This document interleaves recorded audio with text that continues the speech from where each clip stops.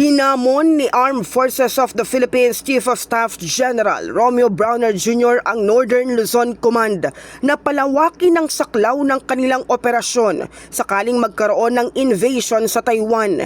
Ito'y kasunod ng napaulat na military exercises ng China sa paligid ng Taipei. Sa kanyang talumpati sa anibersaryo ng NOLCOM, sinabi ni General Browner na mahalaga ang paghahanda dahil ang NOLCOM ang inaasahang mangunguna sa pagsagip sa 250,000 na mga overseas Filipino workers na maaaring mangailangan ng tulong. Let me give you this challenge, this further challenge.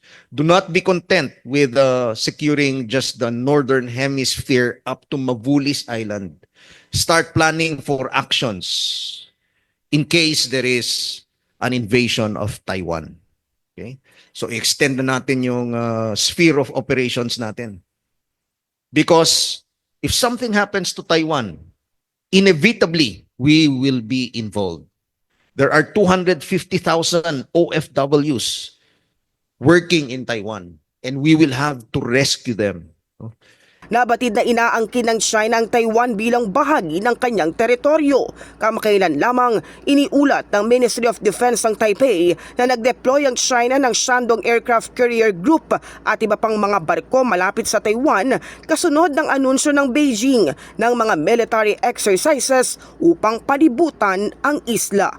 In the heart of changing lives, ako si Brigada Cass Austria ng 105.1 Brigada News sa Manila, the Music and News Authority.